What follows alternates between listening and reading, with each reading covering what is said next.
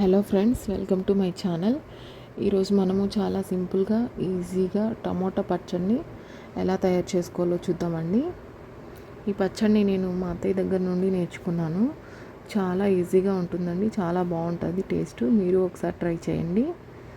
ఇది పచ్చడి వేడివేడి అన్నంలోకి ఆర్ దోశలోకి చపాతీలోకి చాలా బాగుంటుందండి. అంతేకాకుండా మనం బయట హోటల్స్లో ఇడ్లీ, దోశ, మైసూర్ బోండాలు తినేటప్పుడు వాటికి కాంబినేషన్గా టమోటా పచ్చడిని అడుగుతాం కదండి. సో ఆ పచ్చడిని మనం ఇంట్లోనే హోటల్ స్టైల్లో ఎలా ప్రిపేర్ చేసుకోవాలో చూద్దామండి. పిల్లలు కూడా ఈ పచ్చడిని చాలా ఇష్టపడి తింటారండి. ఈ పచ్చడిని 10 days వరకు ఫ్రిడ్జ్లో పెట్టుకుంటే పాడవకుండా ఉంటుంది. సో ఇది చాలా ఈజీ ప్రాసెస్. ఒకసారి వీడియోలోకి వెళ్ళి ఈ రెసిపీ చూద్దాము. ముందుగా 1/2 kilo టమోటాలని తీసుకొని వాటిని నీట్గా క్లీన్ చేసి పెట్టుకోవాలి. ఆ తర్వాత టమాటాలని సన్న సన్న ముక్కలుగా కట్ చేసి ఒక ప్లేట్లో పెట్టుకోవాలి. అలాగే ఒక అల్లం ముక్కను తీసుకొని సన్నగా ముక్కలుగా కట్ చేసి పెట్టుకోవాలి. అలాగే కొంచెం కొత్తిమీర నేను వీడియోలో చూపించినంత వాష్ చేసి పెట్టుకోవాలి. దాంతోపాటు ఒక 10 పచ్చిమిర్చిని కడిగి తీసుకోవాలి. నా దగ్గర ఉండే మిరపకాయలు చాలా కారం ఉన్నాయండి, ఇవన్నీ పక్కన పెట్టుకోవాలి. పచ్చడి ఇంకాస్త పుల్లగా రావాలంటే కొంచెం చింతపండుని తీసుకోవాలి. 6 to 7 tablespoons నువ్వులు తీసుకొని సన్నని మంట మీద చిటపట అని సౌండ్ వచ్చే వరకు వేయించి పక్కన పెట్టుకోవాలి. పచ్చిశనగపప్పు 2 spoons, జీలకర్ర 1 tablespoon, ధనియాలు 2 spoons తీసుకొని పక్కన పెట్టుకొని స్టవ్ ఆన్ చేసి కడాయి పెట్టుకోవాలండి. అది వేడయ్యాక 2 spoons ఆయిల్ వేసి వీటన్నిటిని వేసి లైట్గా వేయించుకోవాలి. మీడియం ఫ్లేమ్ మీద వేయించుకోవాలండి.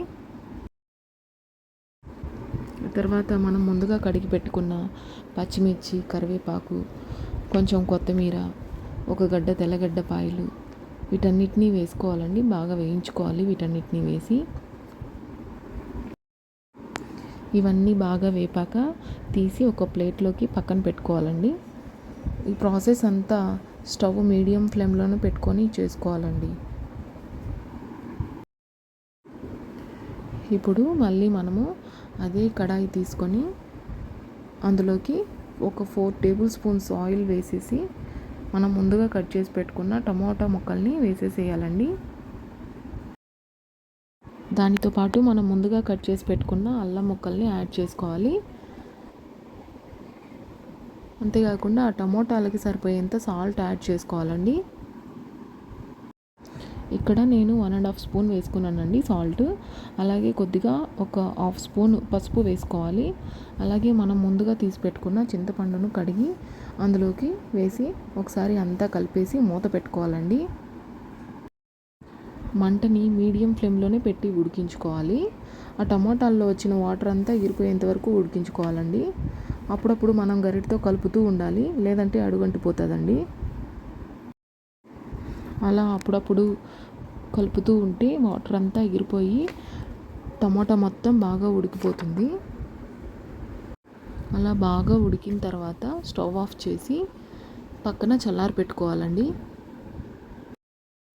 అంతలోపల మనం ముందుగా వేయించిన నువ్వులు, పచ్చిమిర్చి, పచ్చిమిరపప్పు ఇవన్నీ చల్లార్చి ఉంటాయండి. ఇప్పుడు మనం మిక్సీ గిన్నె తీసుకొని అందులోకి వేయించిన నువ్వుల్ని వేసి మెత్తగా పౌడర్ చేసుకోవాలండి.